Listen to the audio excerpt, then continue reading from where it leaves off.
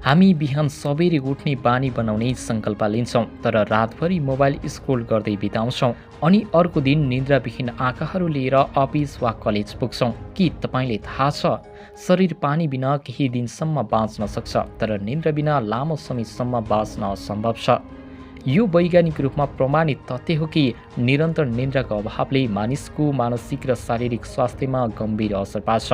सन् 1986मा भएको चर्नोबिल परमाणु दुर्घटनाको प्रमुख कारणमध्ये एक थियो निद्राविहीन कर्मचारीहरूको लापरवाही। थकानले ग्रस्त इन्जिनियरहरूले आफ्नो निर्णय क्षमतामा गम्भीर गल्ती गरे, जसले लाखौँ मानिसको जीवन खतरामा पर्यो। यही कारणले गर्दा ठूलो सङ्ख्यामा उड्डयन कम्पनीहरू, अस्पताल र सुरक्षा निकायहरूले आफ्ना कर्मचारीहरूलाई अनिवार्य रूपमा निद्रा लिन निर्देशन गर्दछ। सन् 1965मा एक 17 वर्षीय किशोर र्यान्डी गार्डनरले इतिहासकै सबैभन्दा लामो समयसम्म बिना निद्रा बस्न सक्ने रेकर्ड राखे। 11 दिनसम्म उनले आँखा झिम्काएनन्। सुरुमा सामान्य देखिएका र्यान्डी चौथो दिनदेखि नै भ्रम देख्न थाले। 7औं दिनसम्म आइपुग्दा उनी कुराहरू सम्झिन सक्दैनथे, अरूको कुरा बुझ्न गाह्रो हुन्थ्यो। अन्ततः 11औं दिनमा उनी मानसिक असन्तुलनको नजिक पुगे। वैज्ञानिकहरूले उनको अवस्था निहाल्दै भने निद्रा अभावले मानिसलाई मानसिक रूपमा कमजोर मात्र बनाउँदैन, यसले दीर्घकालीन असर पनि पार्छ। र्यान्डीको यो प्रयोग एउटा रोचक अध्ययन थियो, तर जबरजस्ती निद्रा रोक्ने अवस्थाहरू भयावह हुन सक्छ।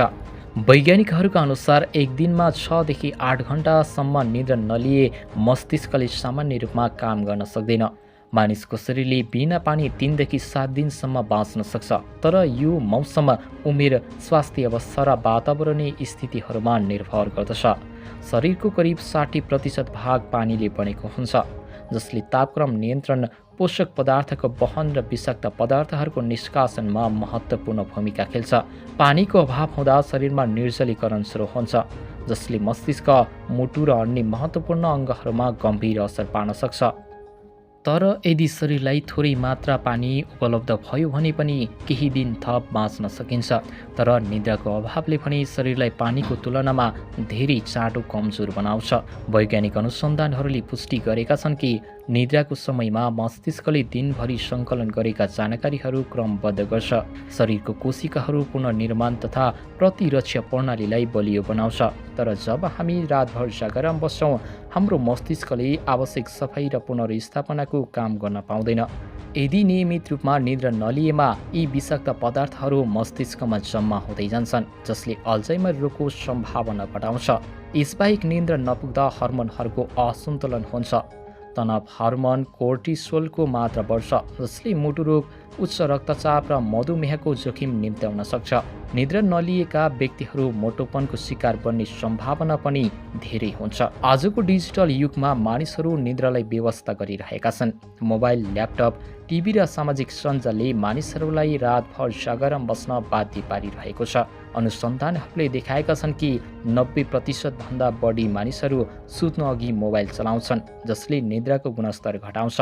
विशेष गरी सहरी या जीवनशैलीमा निद्राको कमी गम्भीर समस्या बन्दै गएको छ। रातभरि काम गर्ने कल सेन्टर कर्मचारी, नर्स, ट्रक चालक तथा विद्यार्थीहरूले निद्राको अभावको उच्च जोखिममा छन्। निद्रालाई कसरी सुधार गर्ने? निद्राको गुणस्तर सुधार गर्न वैज्ञानिकहरूले केही उपायहरू सुझाएका छन्। हरेक दिन एउटै समयमा सुत्ने र उठ्ने बानी बसाल्ने। सुत्नुभन्दा कम्तीमा 1 घण्टा अगाडि मोबाइल, ल्यापटप र टिभीबाट टाढा रहने। निद्रालाई मद्दत गर्ने खाना जस्तै दुध, बदाम, केरा वा माछा खाने। निद्राको लागि उपयुक्त वातावरण जस्तै शान्त, अँध्यारो र चिसो कोठा बनाउने। राति सुत्ने समयमा चिया, कफी कहिल्यै नपिउने।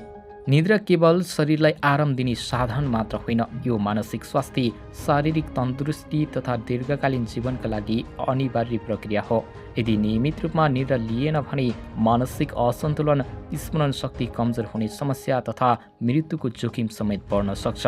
आफ्नो शरीरलाई स्वस्थ राख्न चाहनुहुन्छ भने निद्रालाई प्राथमिकता दिनुहोस्, किनभने निद्रा बिना जीवनको कुनै पनि पक्ष पूर्ण रूपमा अगाडि बढ्न सक्दैन।